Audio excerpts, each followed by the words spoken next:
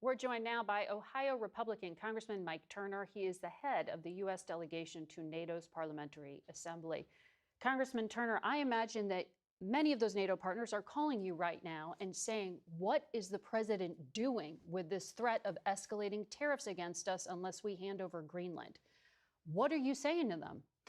Margaret, as you know, this is Greenland and the United States and America is not a new issue. I mean, this 5 times the United States... Threatening to invade it is a new issue. Right. It certainly is a new issue. 5 times the United States has had a discussion about Greenland, all the way back to the 1800s, 4 times in the 1900s. And the president's raised it twice. We have a 1951 defense agreement with respect to a presence, that we have a military presence there. The president's not wrong that there's a national security issue with respect to Greenland. Senator Warner said there was no direct threat other than from the United States. But there are national security issues there. Generally in the Arctic. In the Arctic itself and with respect to Greenland. But there certainly is no authority that the president has to use military force to seize territory from a NATO country. And certainly this is problematic that the president has made this statement and has caused tension among the alliance. And there certainly is going to be continuation of a discussion among all of our allies as to what this mean. And certainly people need to have some understanding of what are the basic principles. America still is for democracy. America still is for self-determination of people, for sovereignty of other nations. And that's certainly our basic principles and values. And certainly I think this does put at risk, we're seeing from our allies their response. They're very concerned about Trump's response in this. It's putting at risk, I think, Trump's peace principles with respect to Gaza, with respect to Ukraine and Russia, his leadership among our allies, because he needs our allies for being a base for his ability to rally. And certainly, one of his principles of trade and his ability to help our economy. It's put at risk his EU negotiations. Yes, they're threatening to blow up the trade deal. He had a monumental deal with the EU where he was going to go to zero tariffs with the EU. That's at risk. So certainly, people are concerned. He has prospectively said that he is going to impose these tariffs. So there is, I think, this period of time where there will be a dialogue and discussion. Well, there was this past week. There was the diplomatic meeting, and the outcome afterwards was the president put this tweet up saying he's putting in the tariffs. So it didn't seem the diplomacy actually went anywhere. Well, and I think there will certainly be a discussion. Certainly the American public I think are questioning. Yeah, well, you saw our poll. Right, we shared it with right. you. 70% of Americans disapprove of using funds to buy Greenland. 86% disapprove of him using military force to take it.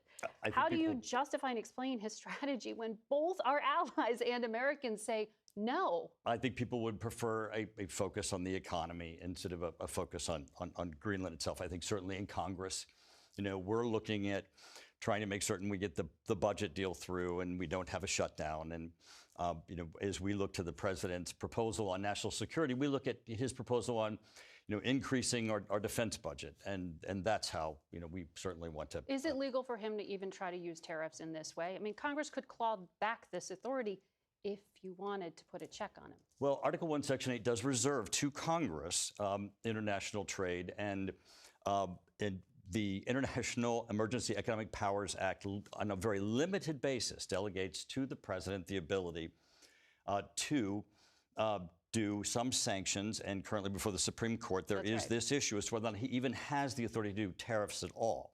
Now, depending upon how the Supreme Court rules, they may find he doesn't even have tariff authority. But even if he is found to have tariff authority, I don't believe he has the ability to impose tariffs for the purposes of compelling other nations to sell the United States land for the purposes of us expanding.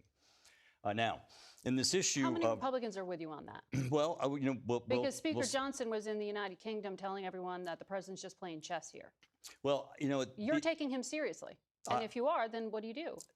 There certainly are national security issues. And the president having identified this with respect to the fact of this is the Golden Dome, and that there are locations that are going to be necessary with respect to the operations of Golden Dome is absolutely an essential issue. And the Golden Dome is going to be very, very important. We have other locations that are essential, critical infrastructure overall, that we don't own. And I think certainly Greenland and the Greenlanders need to decide their future and their outcome. I think this is more of an issue of asking them to join us as opposed to art of the deal. But we already have the ability to do a lot. And what's so baffling to European allies, and I know you've heard this from them as well, they sent those troops to Greenland to show that they will defend Greenland against those threats. And yet the president interpreted that not as help from our NATO allies, but as a threat from our NATO allies. Does he understand how NATO works? And that is certainly, I think, and when you look at the fact that, of the allies that he's talking about putting a tariff on, 7 of them are F-35 partners. 3 of them we have U.S. nuclear weapons on their soil, and 5 of them we have permanent troops on their soil. These are not just casual allies. These are very strong allies. And this is, if we're talking about Greenland, this is not art of the deal. This is more the dating game. I mean, we need to be more on, how we would be a partner, not more how we would be compulsory. And this certainly isn't the type of language that someone should be using and trying to ask someone to join you in a partnership. Well, so all those technical points I take, but you also look at this from the other lens, which is Senator Murkowski said that this is creating a dynamic that benefits Vladimir Putin by threatening the stability of the strongest coalition of democracies the world has ever seen, even without doing anything other than a tweet. Well, the other thing that is concerning to me is this. We're not in Germany. Doesn't it benefit Russia here? And also, we're not just in Germany to defend the NATO alliance. We're in Germany to defend Israel and Africa and the Middle East. Our worldwide footprint is our worldwide power. I mean, the presidency's authority, his ability to project power is our NATO alliance, the strongest alliance in the world. To threaten the NATO alliance, to say, well, we'll just pack up and go home, means that the United States doesn't have the ability to project power. The ability for the United States president to do things to benefit anyone around the world is to be around the world. It means to be able to have partners, it means to be able to do operations. Almost every operation that this president has done over the past year has in part been done out of and with and including the bases that we have in Europe and in NATO. But the Treasury Secretary said in another network, the president believes enhanced security is not possible without Greenland being part of the United States.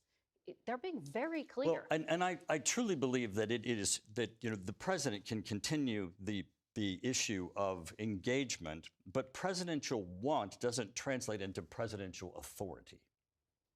We will leave it there. Congressman Turner, thank you for your time today.